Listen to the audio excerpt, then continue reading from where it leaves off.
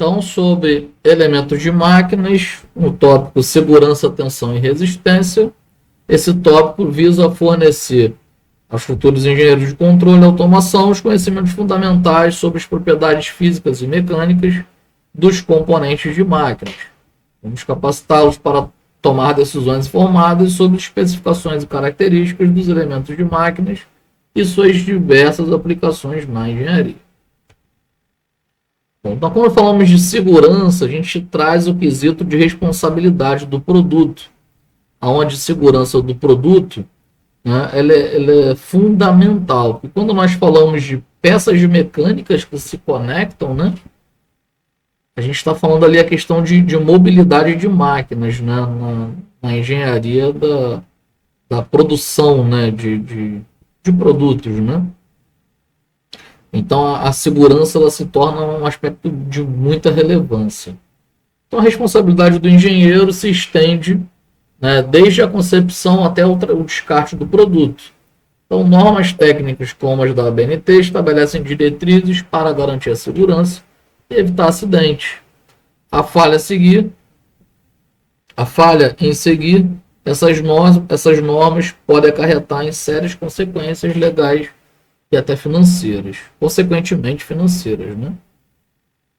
Então eu trouxe alguns aspectos, né? O caso do design seguro, né, que trabalha no contexto, né, da integração da segurança, né, desde a fase do projeto, a análise de risco, identificando e mitigando os perigos potenciais, onde a análise de risco é uma ferramenta essencial para identificar potenciais perigos e implementar medidas preventivas. E a rastreabilidade dos componentes e materiais também é fundamental para garantir a qualidade e segurança do produto. E normas técnicas, né, seguindo as normas da ABNT e outras normas internacionais. Então, ao garantir a segurança e qualidade do produto, né, estamos contribuindo para um ambiente de trabalho mais eficiente. Quando nós falamos de tensão, né, é a medida de força interna que atua em um corpo, deformável por forças externas.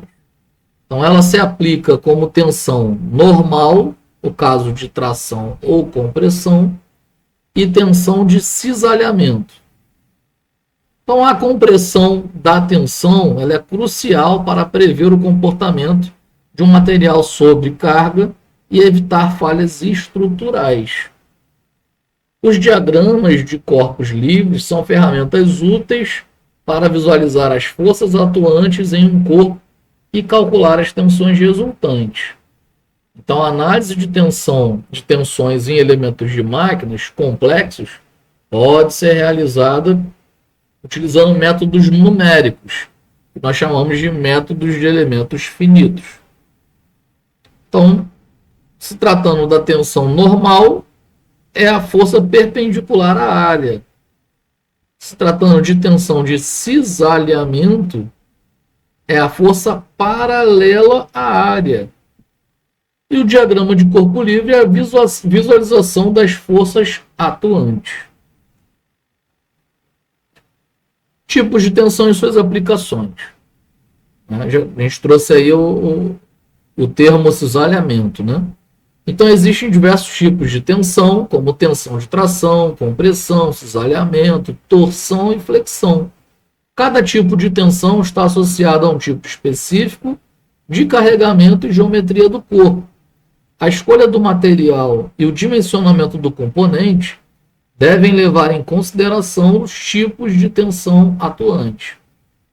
Em eixos de transmissão, a tensão de torção ela se torna mais predominante, né? Enquanto em colunas, a tensão de compressão se torna mais relevante.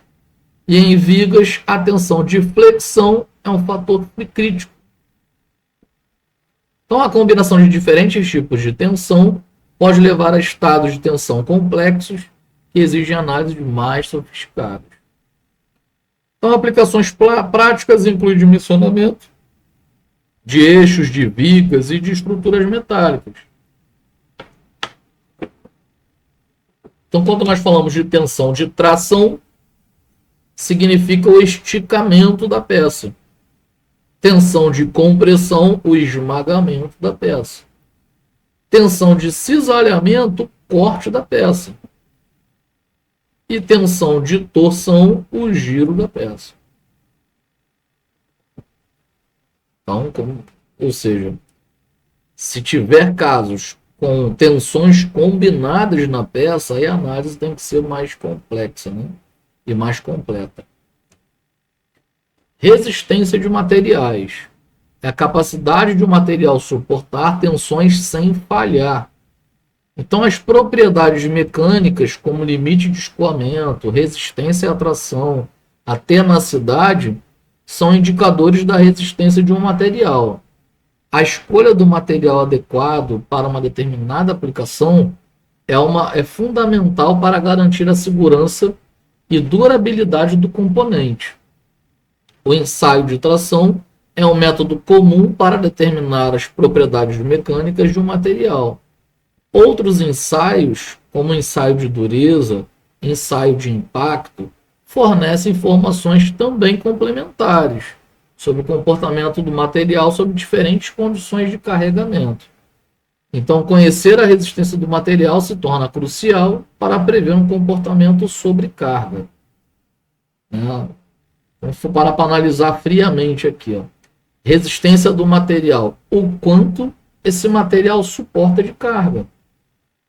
Se você produz uma peça numa impressora 3D, não significa que ela é frágil. Tudo depende do formato aonde você vai colocar, né, essa carga. Dependendo do formato, assim, a impressão 3D, ela gera impressão através de filamentos, né? Então, em uma determinada posição, você possui uma maior resistência do material. Se você rotacionar, ela vai aplicar a carga numa menor resistência do material. Aí se torna frágil. Então, conhecer a resistência do material é crucial para prever o comportamento sob carga, que é o caso do limite de escoamento, tensão para deformação permanente, o caso da resistência à atração, o caso da tensão máxima suportada, e tenacidade, que é a energia absorvida antes da fratura. Você saber se o material é tenaz, né? Se ele absorve bastante energia antes da fratura, até, né, ocorrer o cisalhamento. Fatores que podem influenciar a resistência do material. Diversos fatores podem influenciar esse tipo de resistência do material, como temperatura, presença de impurezas, tratamento térmico e a velocidade de carregamento. Então, a corrosão também pode reduzir significativamente a resistência de um material ao longo do tempo. Consideração desses fatores é essencial para uma análise precisa da resistência para a prevenção de falhas. A fadiga, por exemplo, que é um tópico que a gente vai abordar, né, um pouquinho mais à frente aí na aula, é a falha de um material sobre carregamento cíclico, né, onde é um fenômeno complexo que depende da amplitude da tensão, do número de ciclos e das propriedades do material. A análise de fadiga ela se torna crucial para o dimensionamento de componentes sujeito a cargas variáveis, né? Você aplicar cargas variáveis, isso pode aumentar a fadiga e isso modificar a resistência do material. Concentração das tensões. Então, a concentração de tensões ocorre em pontos com mudanças abruptas da geometria, como cantos vivos, furos e entalhes. Esses pontos, a tensão pode ser significativamente maior que a tensão nominal. Se tiver um canto vivo, né, vai ser muito maior a tensão naquele ponto do que se você tiver uma quina. Aliás, uma diagonal, né? Se tiver uma quina, que é um canto vivo, a concentração de tensão vai ser muito maior do que se você tiver diagonal ali. Então, o projeto de componentes deve minimizar a concentração de tensões utilizando raios de concordância, evitando exatamente os cantos vivos. Análise por elementos finitos, que é o MEF, é uma ferramenta poderosa para identificar e quantificar a concentração de tensões em componentes complexos. Então, a utilização de materiais com alta tenacidade pode, inclusive, reduzir a sensibilidade à concentração de tensões, para evitar cantos vivos e outros pontos de concentração de tensão se torna crucial. Então, primeiro, se verificar os cantos vivos, depois os furos e, posteriormente, os entalhes. Critérios de falhas são utilizados para prever quando o material irá falhar sob uma determinada combinação de tensões. Então, o critério de Tresca, por exemplo, e o critério de von Mises, ou Mises, são os mais utilizados para materiais dúcteis, enquanto o critério de Mohr-Coulomb é o mais adequado para materiais frágeis. Então, a escolha do critério de falha adequado depende das propriedades do material e do estado de tensão em que o material se encontra. A margem de segurança é um fator que leva em consideração a incerteza nas propriedades do material, nas cargas aplicadas e no modo de análise. Então, a margem de segurança deve ser escolhida de forma a garantir a segurança e a confiabilidade do componente. Bom, então escolha o critério de falha de acordo com as propriedades do material. No caso da margem de segurança, a técnica de von Mises, ou von Mises, e a técnica Tresca. Aplicações de dimensionamento, práticas de dimensionamento de eixos. Repetido, dimensionamento de eixos. Então, dimensionamento de eixos é um exemplo prático da aplicação dos conceitos de tensão e resistência. O eixo deve ser dimensionado para suportar as tensões de torção, flexão, levando em consideração os fatores de concentração de tensão e fadiga. Então, a escolha do material e o tratamento térmico adequado são essenciais para garantir a vida útil de um eixo, por exemplo. Então, a análise de elementos finitos, o nosso MEF, pode ser utilizada para simular comportamento do eixo sob diferentes condições de carregamento e otimizar seu processo. Então, a norma BNT-NBR 8864, ela estabelece diretrizes para o dimensionamento de eixos. Então, o dimensionamento adequado vai garantir a vida útil do eixo. Então, falamos sobre torção no eixo, resistir ao torque, flexão, suportar a carga, e tratamento térmico irá aumentar a resistência. Quando nós falamos de relação entre o fator de projeto e projeto de confiabilidade, nós temos um projeto robusto, quando um alto fator de um projeto geralmente resulta em maior confiabilidade, pois fornece uma margem de segurança maior contra falhas. No entanto, superdimensionar esses componentes pode aumentar o custo e peso. Otimização, quando o objetivo é encontrar um equilíbrio ideal entre o fator de projeto e a confiabilidade, considerando restrições de custo, peso, desempenho e vida útil. Com ferramentas de simulação e análise se tornam indispensáveis. Como o fator de projeto afeta a confiabilidade de um componente? Na seleção de materiais, com alta resistência e baixa probabilidade de corrosão, onde aumenta a confiabilidade, e o fator de projeto deve considerar as propriedades do material sob condições operacionais. Também afeta o dimensionamento, onde o dimensionamento adequado dos componentes é eficaz para suportar cargas esperadas e também inesperadas, garante que as tensões permaneçam abaixo dos limites de segurança e aumenta a vida útil e a confiabilidade. E afeta também o processo de fabricação, né, que minimizam defeitos e tensões residuais, contribuem para a confiabilidade e o fator do projeto deve levar em conta as limitações e a variabilidade dos processos. Quando nós falamos de estratégia para aumentar a confiabilidade através do fator de projeto, destacam-se análise de modos de falhas, que é onde, né, identificar potencial de modos de falhas e seus efeitos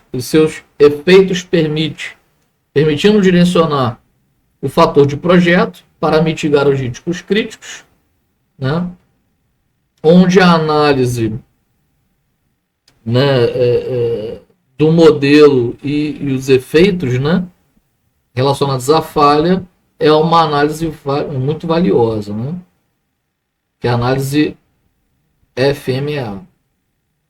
Aumentar a confiabilidade também, testes e validação, né, é uma boa estratégia. Então, testes rigorosos sob condições simuladas garantem que os componentes atendam aos requisitos de confiabilidade. Então, os resultados dos testes podem ser utilizados para ajustar o fator do projeto.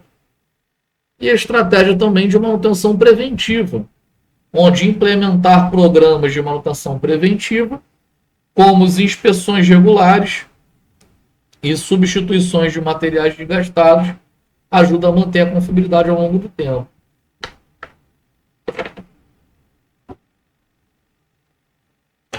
Exemplo prático em aplicações de sistemas de automação, né, como o caso de robótica industrial, você ter materiais ali, metais, né, parafusos, porcas, eixos, rolamentos mais eficazes, mais firmes, né?